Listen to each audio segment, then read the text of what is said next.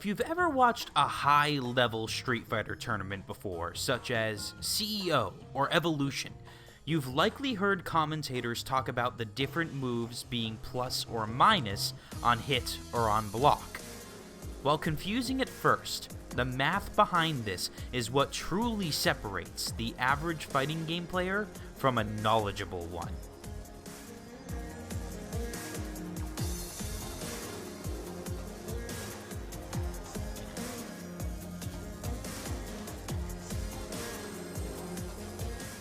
First, let's talk about the three phases of every attack in the game: startup, active, and recovery.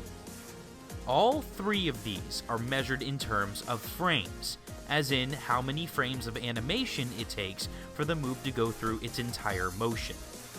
Since Street Fighter V is a 60 frame per second game, each frame we speak of is 1/60th of a second.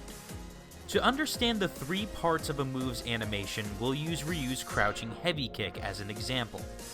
The startup of a move is the portion of that move's animation that takes place before it is actually capable of dealing damage to the opponent. Active frames are the portion of the animation where the move is actually able to make contact with the opponent for damage. Historically, in Street Fighter games, the active frames of a move range between 2 and 6 frames for a standing or crouching attack, but can vary greatly for a jumping attack. Recovery frames are all of the frames of the move that exist between the end of the active frames and the move's animation completing.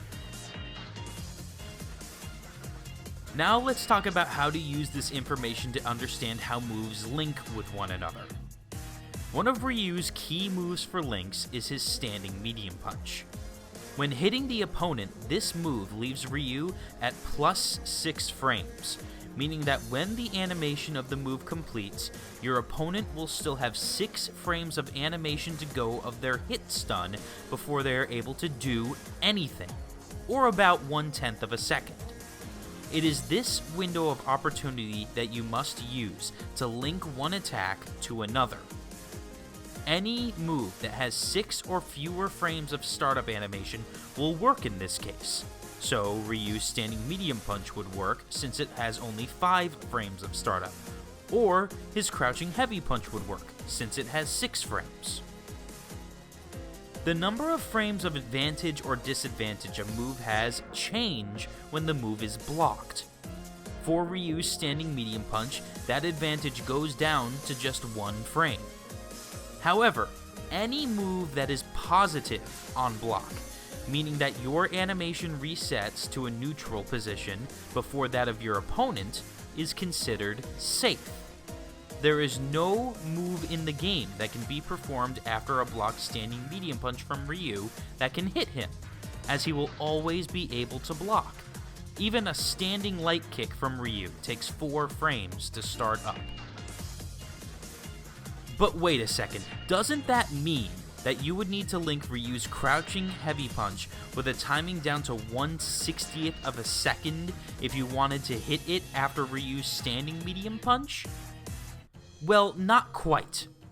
Street Fighter V has implemented an input buffer of 2 frames, meaning that the game will accept an attack input for a link with a minimum leniency of 3 frames, or 1/20th of a second.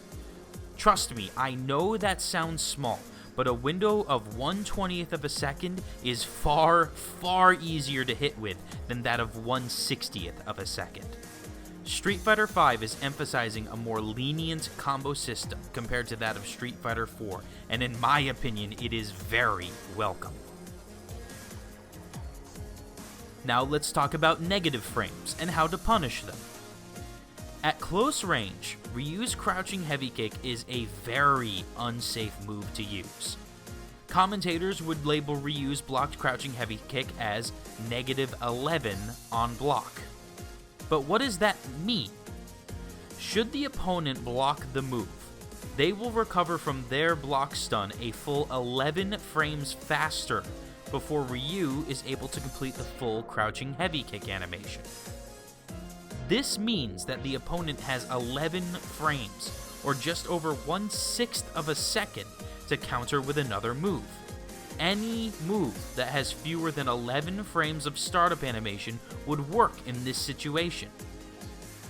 1/6 of a second may not sound like much, but in fighting game terms, this is a very large window of opportunity.